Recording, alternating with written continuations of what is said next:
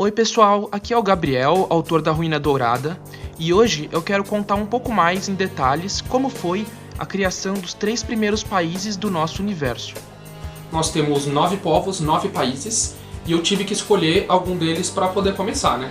E o primeiro que eu escolhi foi o país de Alúria, por um motivo muito claro. A Ruína Dourada ela é um evento cíclico, ela é uma grande batalha que acontece a cada 900 anos.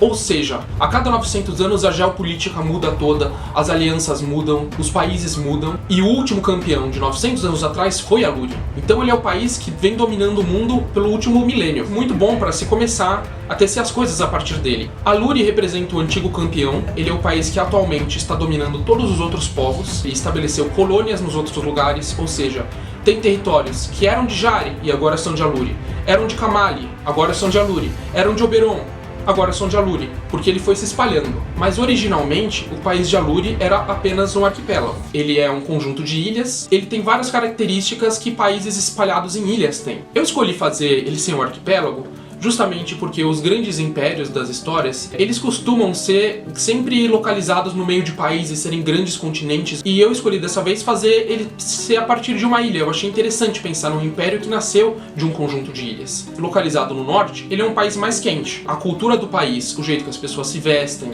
o jeito que eles lutam, o jeito que eles vivem, todos vão ter que trazer essa questão da ilha, de ser um lugar quente, ser um lugar cheio de brisa marinha, clima úmido, salgado. Inclusive, na própria descrição física dos personagens eu tento transparecer isso. Por exemplo, na cor da pele.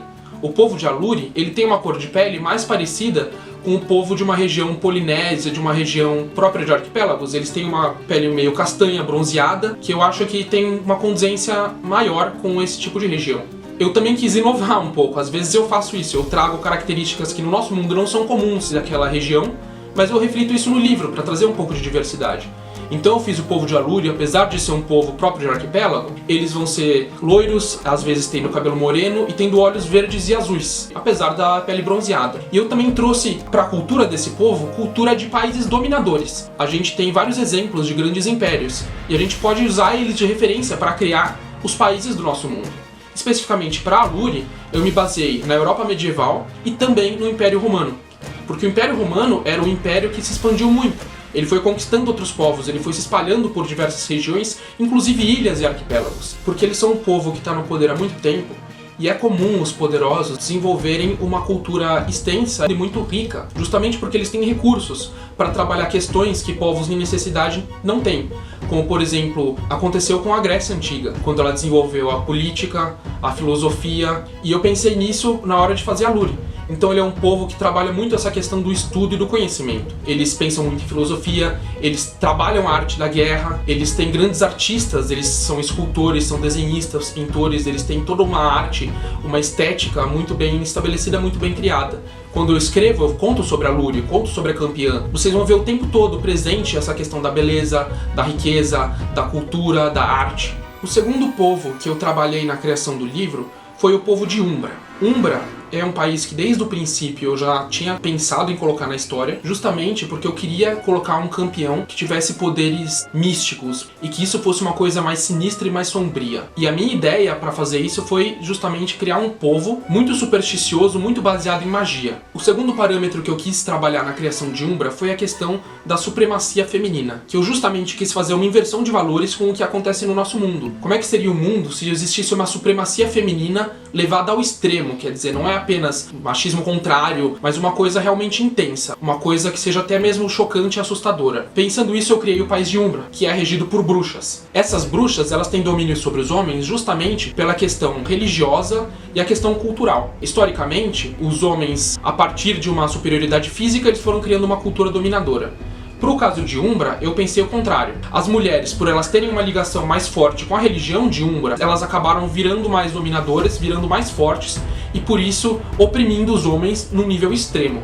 O povo de Umbra, ele é muito maltratado, é um povo muito sofrido, onde os meninos eles são feitos de escravos.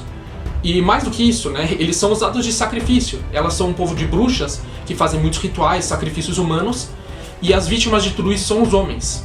Tanto que no país de Umbra, os meninos eles não podem viver acima dos 21 anos. Provavelmente antes disso eles vão ser sacrificados como uma oferenda ou durante um ritual. Então todos eles são muito medrosos, muito assustados. Por outro lado, as mulheres são muito poderosas, incisivas, agressivas, elas lutam, que são características, são atribuídas ao masculino. Mas no povo de Umbra foi justamente o contrário, elas são atribuídas ao feminino. Um terceiro pilar foi justamente o fato delas serem muito rancorosas. Tem um motivo histórico. 900 anos atrás, quem venceu a Ruína Dourada foi a Lúri. 1800 anos atrás, quem venceu era a Umbra. Então ela é o povo que foi desbancado por Aluri.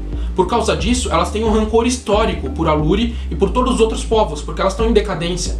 Elas eram o povo que no milênio passado estava em alta e foi derrotado. Depois disso, enfrentou 900 anos de fracasso, de provações, de dificuldade. Então elas são um povo que vem se preparando e está pronto para se vingar por todas as coisas ruins que aconteceram.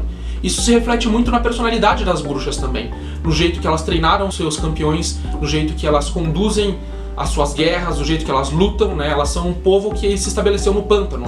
O pântano é um local muito ruim para guerra de exércitos. E elas têm um exército. Como esse exército vai lutar? Toda a parte de como cada povo luta, as táticas militares, os armamentos, são refletidos também nas outras questões, como o histórico, como a cultura. No caso de Umbra, elas lutam com emboscadas, elas usam táticas de guerrilha, artes místicas, elas têm alquimia, elas usam veneno, elas se espalham, se dividem. Isso tem a ver com o fato delas serem provenientes de um pântano.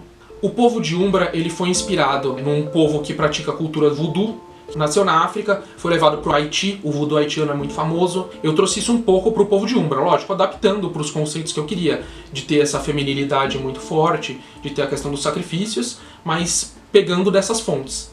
Eles são um povo, então, de pele escura. Eu fiz eles serem um povo baixinho. Isso tem a ver com o fato deles serem um povo furtivo. Então são todas características físicas que eu pensei no ambiente antes de definir elas para o povo de Umbra. O último dos povos que eu quero falar hoje é o povo de Shaka. Posteriormente a gente pode falar mais dos outros 6 povos, mas o vídeo já está ficando muito longo, então eu vou encerrar as coisas aqui falando de Shaka, que foi o terceiro povo que eu criei. E eu acho que ele é muito interessante também ser discutido, porque ele traz coisas que não foram pensadas para os outros povos. Inicialmente, a única coisa que eu sabia sobre Shaka é que ele ia ser um país que ia ser baseado em montanhas. Eu queria criar uma grande cordilheira, e eu sabia que eles iam fazer fronteira com Umbra. Eu queria criar um certo conflito de Shaka com Umbra. Mas eu não tinha muitas ideias de onde partir a partir daí, né? E um conselho interessante que eu dou, que foi uma coisa que eu pensei quando eu estava fazendo isso, é justamente começar a pensar nas consequências lógicas das primeiras coisas que você já criou. Então, eu sei que são montanhas, mas eu não tenho muito mais do que isso. Qual que é uma consequência lógica de ter um país nas montanhas? Possivelmente ele é um país frio. Então você já tem uma segunda característica. Se ele é um país nas montanhas, você pode pegar de referência povos localizados nas montanhas do nosso mundo, né? Que montanhas são interessantes pra gente se basear? Então você já tem uma gama de referências. E a partir daí você vai tecendo e criando as novas características do seu povo. Eu peguei de referência pro povo de Shaka aquela região, especialmente do Himalaia. Basicamente a cultura dos países do Nepal e do Tibete. E puxei um pouco também a cultura da China e da Mongólia. Eu me inspirei especialmente no Império Mongol, na época do Gengis Khan, porque eles foram um império muito grande e eu queria trazer essa questão do militar para Shaka.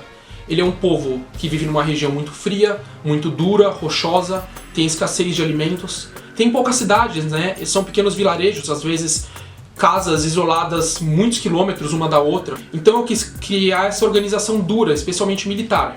Também porque eles fazem fronteira com Umbra, né? E Umbra é um país bastante complicado. Se eles guerreiam com Umbra, eles precisam ter militares fortes. Eles usam, então, um armamento mais parecido com o povo mongol. Eles têm vários tipos de artes marciais, que aí eu puxei um pouco da região da China. Então eles são um povo muito centrado, um povo que pratica a espiritualidade através das artes marciais. Eles treinam vários tipos de lutas diferentes, né? Eu crio estilos de luta desarmados, estilos de luta com armas, até um estilo de cavalaria. Eles também têm muitos caçadores, já que não tem tanto alimento, não tem grandes campos para eles poderem plantar. Eu quis introduzir os falcões, falcoeiros, pessoas que caçam com falcões, né?